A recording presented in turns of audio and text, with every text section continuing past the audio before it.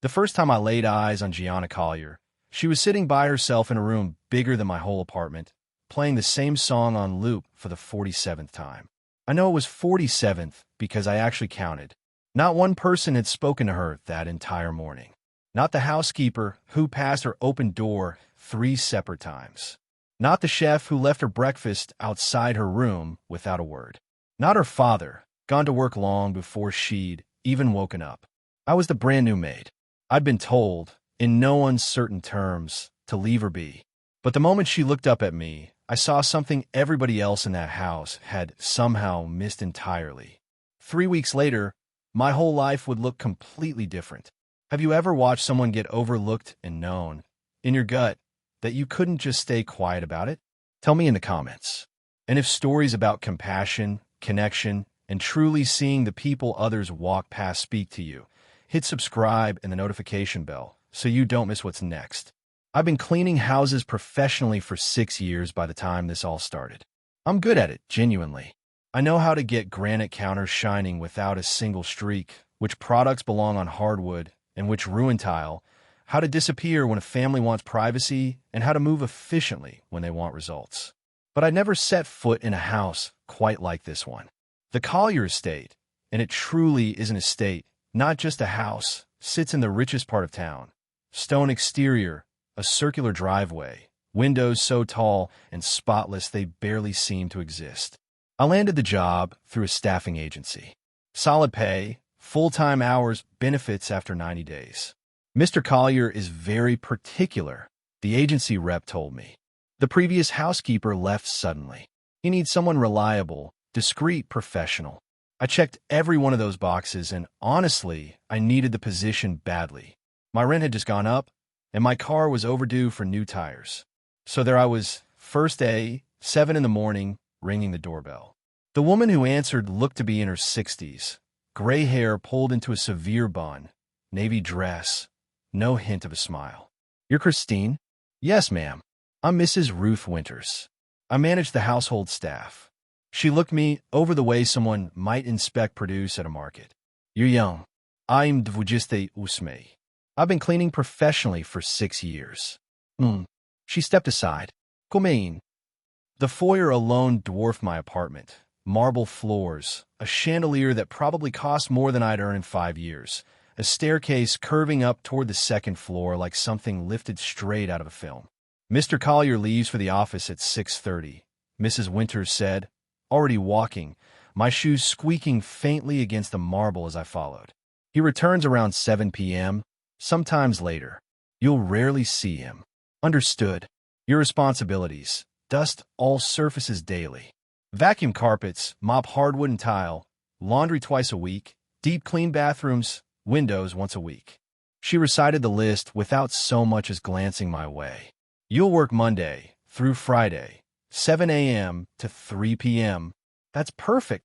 We passed through a living room furnished like nobody had ever actually sat in it, a dining room with a table long enough to seat 20, a kitchen stocked with appliances I couldn't even name. "Gus handles all meals," Mrs. Winters said, gesturing toward a man in his 50s chopping vegetables. He gave me a nod, but said nothing. "You don't touch the kitchen except to clean." "Got it. And one more thing." Mrs. Winters stopped and turned to face me directly, her expression suddenly guarded. "Mr. Collier has a daughter, Gianna. She's 6 years old. Okay. She has special needs." She said it quietly, almost like it embarrassed her. "She's mostly to herself. You'll see her around the house sometimes. Just leave her alone." Something about the phrase, "just leave her alone," twisted uncomfortably in my stomach. Leave her alone? Don't engage. Don't try to interact. She doesn't like it. It upsets her. I wanted to ask a dozen more questions, but Mrs. Winters had already started walking again. "Your cleaning supplies are in the utility room. Start with the upstairs guest rooms. I'll check your work at noon." I spent the first 2 hours in guest rooms that looked untouched, crisp white linens, not a wrinkle anywhere. Around 9:30, while dusting the upstairs hallway, I heard it. Music, soft, repetitive, the same melody looping endlessly. I followed the sound to a closed door at the end of the hall with a pink nameplate that read Gianna. I knew I shouldn't. Mrs. Winters had been explicit, but curiosity won out, and I knocked gently. "Hello." No response. I eased the door open a crack. The room surprised me. It was spacious, but unlike the rest of the house, it didn't feel hollow. Toys were scattered around, books stacked here and there, a small table covered in crayons, stuffed animals arranged by size along a shelf, smallest to largest, meticulously ordered. And there, sitting on a purple rug in the corner, was a tiny girl with long blonde hair in 2 braids, wearing a yellow dress dotted with white flowers.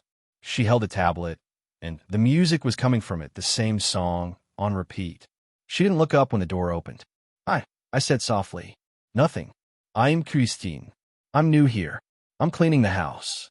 She rocked gently, forward and back, eyes locked on the tablet screen. I told myself to leave, that Mrs. Winters had made herself clear, but something held me there. This little girl was completely alone in this enormous house, surrounded by staff who avoided her and a father who was never around. "That's a pretty song," I tried again.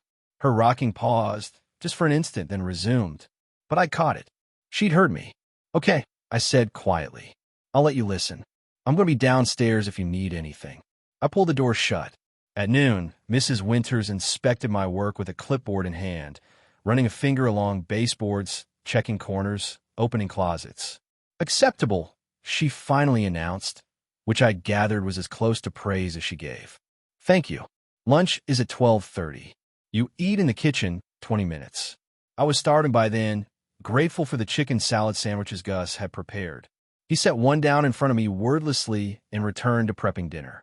Mrs. Winters sat across from me, with only tea, no food. "You went into Gianna's room," she said. My stomach dropped. "I heard music. I just checked. I told you not to engage with her." "I didn't. I just said hello. She doesn't like strangers. It agitates her. Next time, stay away." I wanted to push back to ask why a 6-year-old should spend her whole day in isolation, but I needed the job too badly. "Understood," I said. Mrs. Winters sipped her tea. "The last housekeeper tried to be friendly with Gianna. It didn't end well." "What happened?" "She overstepped. Thought she knew better than the professionals. Mr. Collier let her go." The message landed clearly enough. Stay in my lane.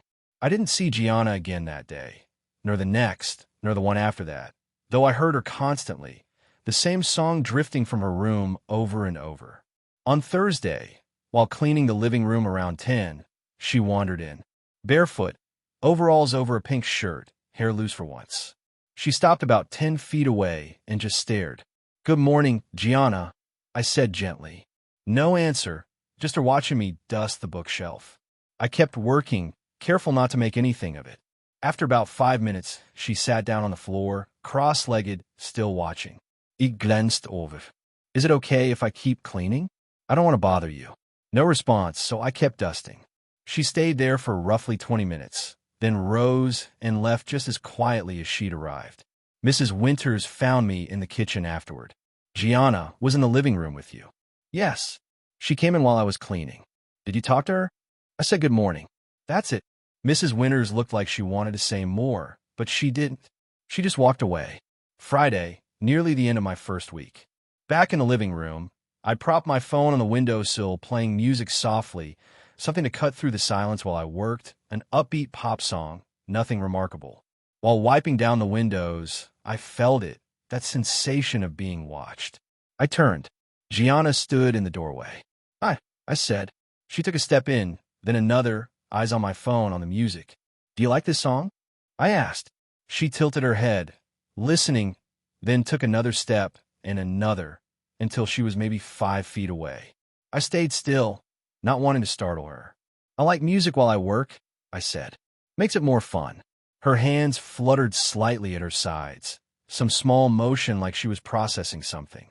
Then she spoke, quiet but clear. "Loud. Oh, is it too loud?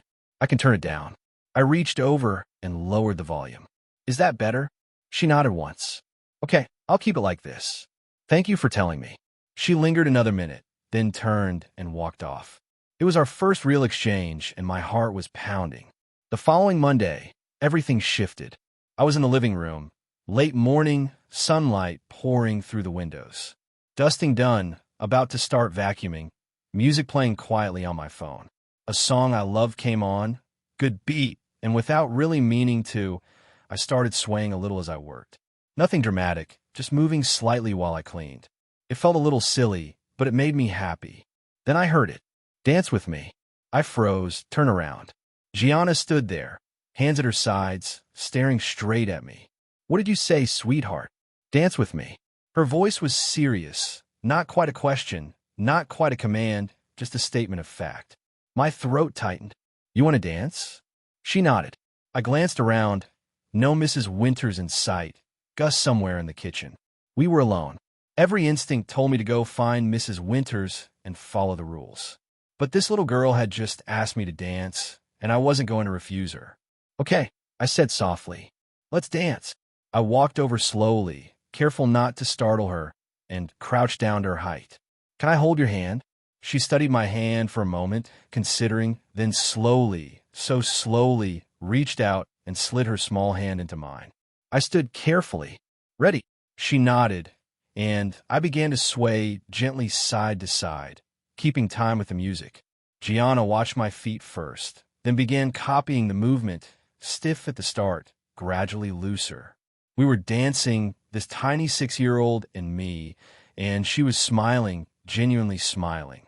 I couldn't tell you how long it lasted, 2 minutes, maybe 5. Then I heard it. What is going on here? Mrs. Winters standing in the doorway, face drained of color, eyes wide. I dropped Gianna's hand instantly. I'm sorry. Step away from her. Now, she asked me. I said step away. I backed off, hands raised. Gianna's smile vanished.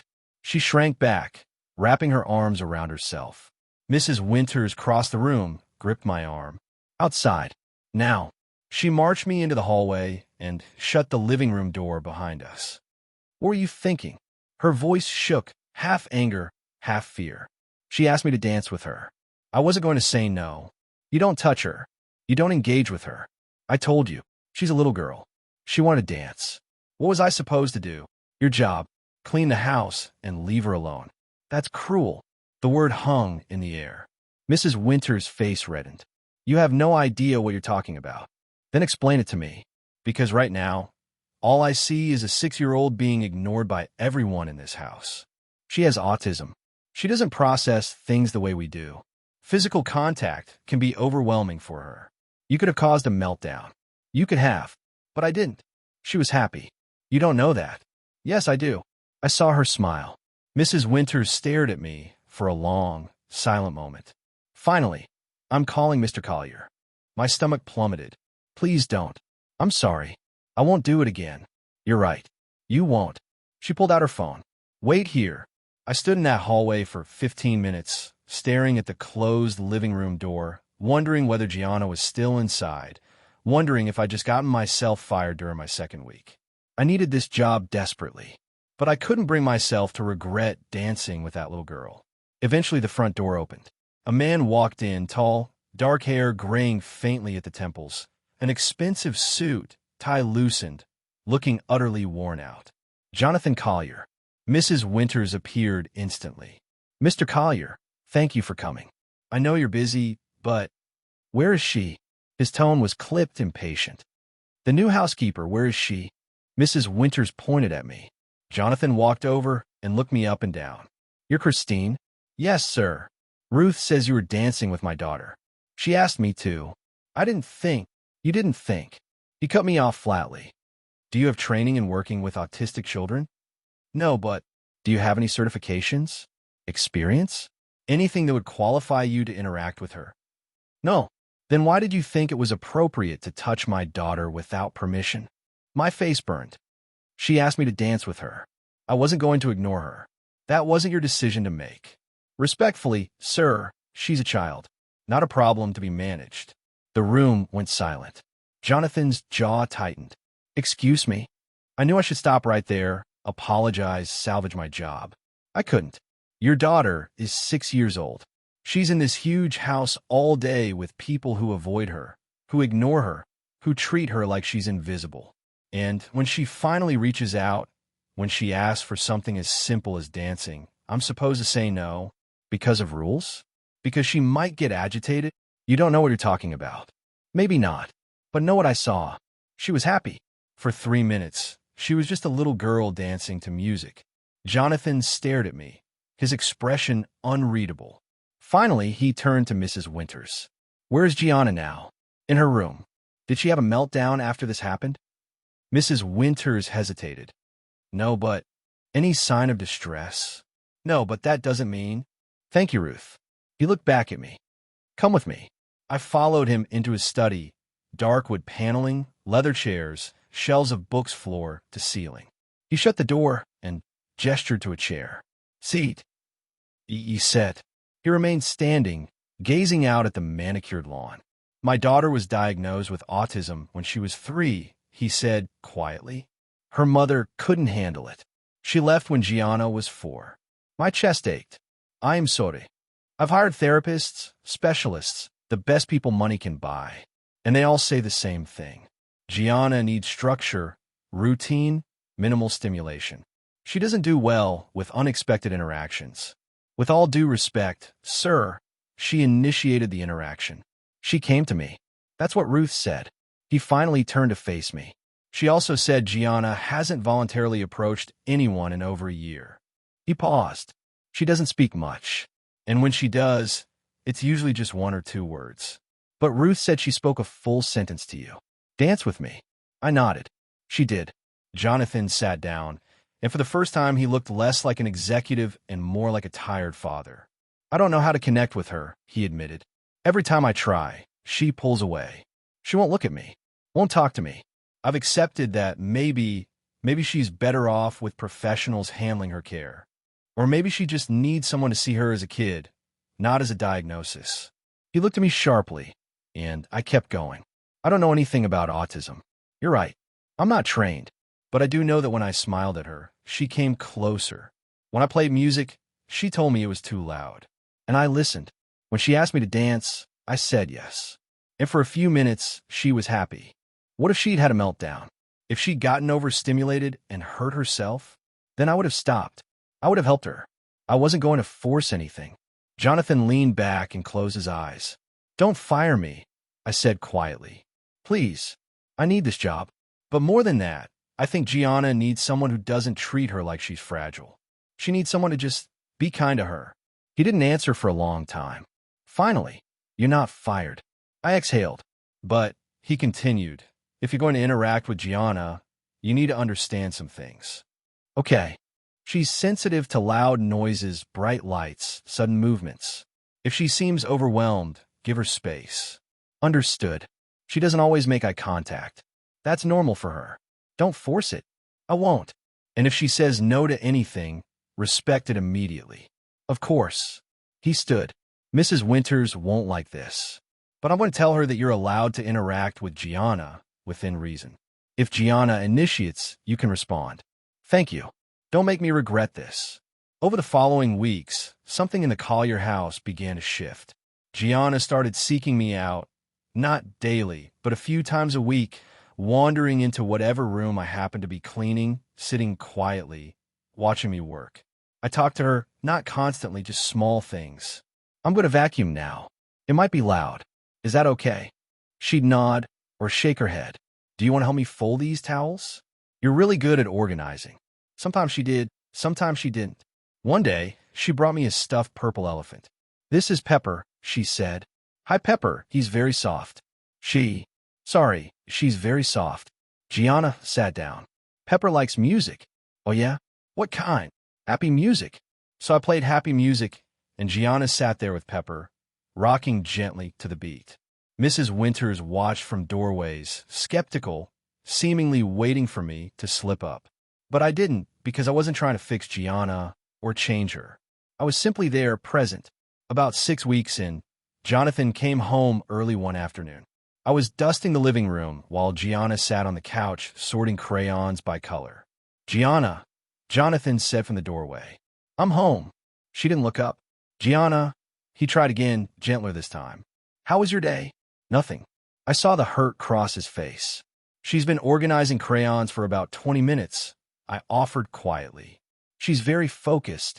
Jonathan watched her. She never talks to me. Have you tried talking to her about what she's interested in? I don't know what she's interested in. Crayons, apparently, and music, and her stuffed animals. I set down my dust cloth. May I? He nodded. I walked over and sat on the floor beside the couch. Gianna, your dad's home. Do you want to show him how you organize the crayons? She glanced at me, then at her father, and slowly picked up a blue crayon, holding it out toward him. He stared at it like he couldn't quite believe what was happening.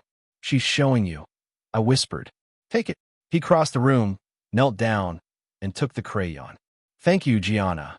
She picked up another, yellow this time, and handed it over. You're organizing by color, he said.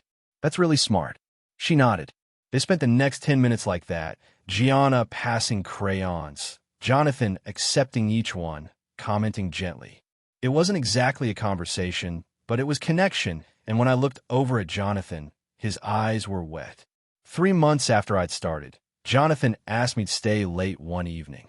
I want to talk to you about something, he said, once Gianna was asleep. Of course. At 8 that night, I was back in his study. I've been observing, he said, the way you are with Gianna, the progress she's made. She's wonderful. She's talking more, engaging more. She even hugged me last week. His voice cracked slightly. I can't remember the last time she did that. That's amazing. It's because of you. He leaned forward. I want to offer you a different position. Not as housekeeper, as Gianna's companion. Full-time, better pay, benefits, whatever you need. I was stunned. Mr. Collier, I'm not qualified. You're more qualified than anyone I've hired because you see her, not her diagnosis. Her. I don't have any certifications. We'll get you trained. Properly. But Christine, you have something that can't be taught. You have empathy, patience, kindness. He paused. You have what Gianna needs. I thought about this little girl who'd once asked me to dance, who now handed me crayons and said, Christine, stay, when I was heading out each day. Okay, I said. Yes, I'll do it. It's been 6 months now. Gianna is 7. She's enrolled in a special education program that genuinely understands her needs. She has friends, kids who don't mind that she doesn't always make eye contact or that she needs breaks when things get overwhelming. She talks more, not constantly, but enough. She still loves music. We dance nearly every day. Sometimes Jonathan joins in, moving a little awkwardly but trying, and Gianna laughs when he spins her. She laughs. Mrs. Winters eventually came around. I was wrong, she admitted one day, about you, about what Gianna needed. Gus makes Gianna's favorite meals now and asks her opinion on new recipes he's testing. The house feels different these days, less like a museum, more like an actual home. Last week, Gianna did something that brought me to tears. We were in the living room, music playing, just the two of us. She walked up, took my hand. Dance with me, she said, exactly like that very first time. Always, I told her. And we danced. Because that's what you do when someone finally asks you to see them, to be present with them, to treat them like they matter. You say yes. Have you ever connected with someone that everyone else had given up on? Have you ever truly seen someone beyond their labels or their diagnosis? Share your thoughts in the comments below. If this story about compassion, connection, and seeing people who others overlook moved you, please hit that like button and subscribe for more stories about kindness, acceptance, and the power of simply being present. Don't forget to click the notification bell so you never miss our next story.